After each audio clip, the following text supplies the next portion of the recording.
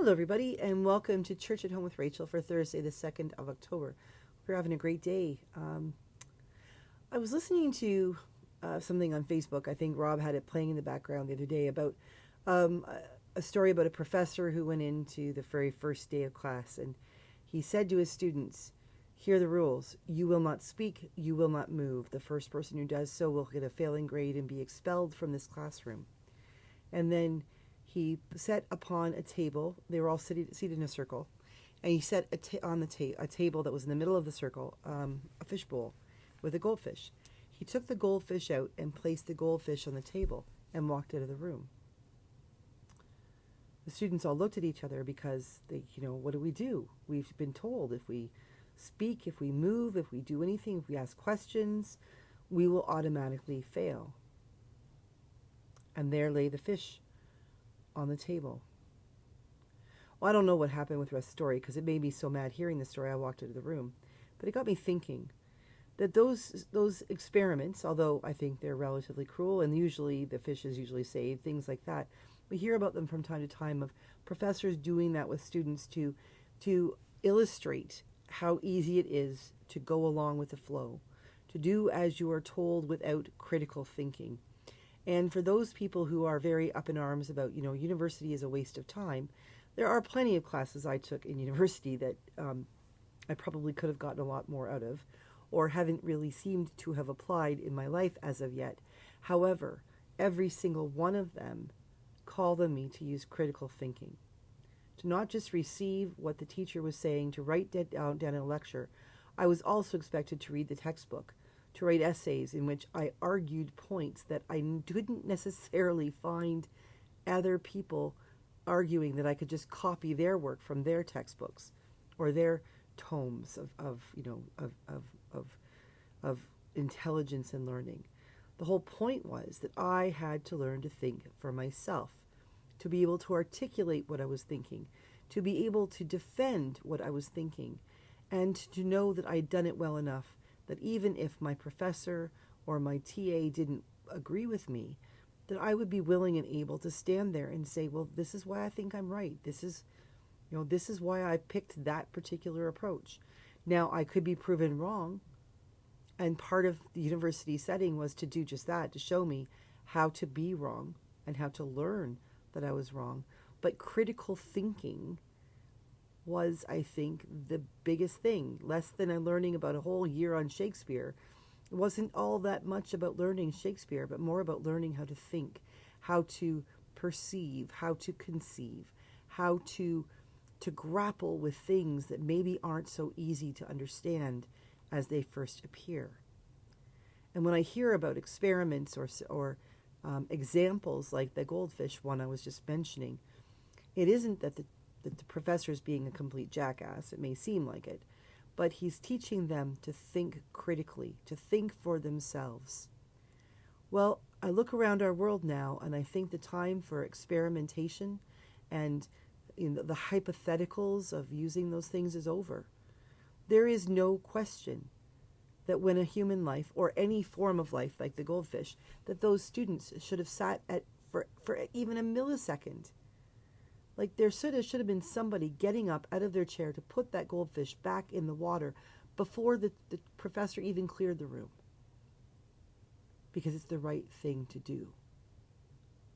And we are now living in a world where it isn't any longer simply, a theoretical exercise, a brain experiment, a thought experiment. We are now living in a world, wherever we might be, whether it's in Ukraine with Russia, Palestine with Israel, Canada with United States, within the United States itself, Mexico, South America, everywhere in the world, we are being faced because of the interconnectivity of all of these countries and all of the impact of all of the decisions of all of the leaders. We no longer have the privilege of time to sit in a circle and wonder, what should we do? We need to act. We need to know that when we see that goldfish, we can get up, and if the teacher kicks us out, we can go to the administration and say, yeah, that's not right. I shouldn't be kicked out of class or fail in grade because I did something humane, we need to act in the moment. We need to be able to say when we go to bed at night that we did the right thing. Now, for many of us, myself included, the right thing may not look very big. It may not look like a protest march or standing up to the man, as they used to say. It may simply be being kind to another. It may be praying. It might be writing a letter. It might indeed be a protest. But the time has come that we no longer have the luxury of thought experiments, because the experiment itself is happening. And there's nobody checking that. There's no administration of the university saying to that professor, you can't do that. And there's no administration saying to the professor, go ahead and do that today because we all know you're going to save the goldfish. The students don't know that, but we do. There aren't people, there doesn't seem to be anyway, in many of the situations happening in our world, some overarching leader who's saying, okay, time's up. We've played that experiment through and it didn't work out the way we hoped, so we're going to try again. The time has come that we all need to exercise those critical thinking skills.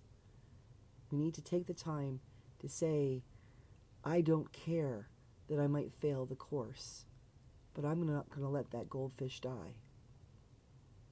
The time has come that we need to say to one another, I may be uncomfortable or something difficult might happen, but I need to reach out to you and help you.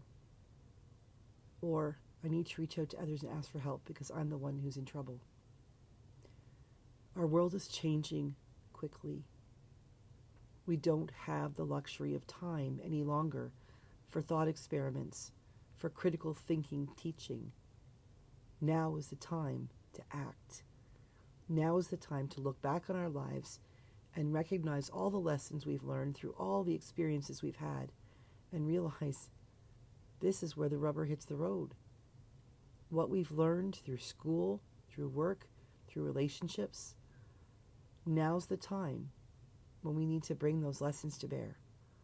How can we change the world if we simply stand up quickly before that professor's out of the room and put the goldfish back in the bowl?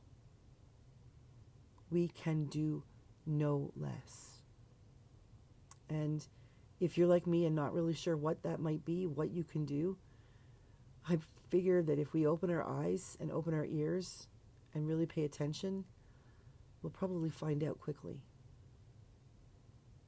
We can begin by taking care of the people on our own front porch, in our own neighborhood, in our own community. We can vote in elections. We can write letters to the editor. We can watch late-night comedians, boost their ratings, and recognize that in satire speaks truth. We can do this. We can save the goldfish, and we can save our world. But I think it begins with the acknowledgement that we need to think. Have a good day. God bless. And I'll see you again tomorrow for Church at Home with Rachel.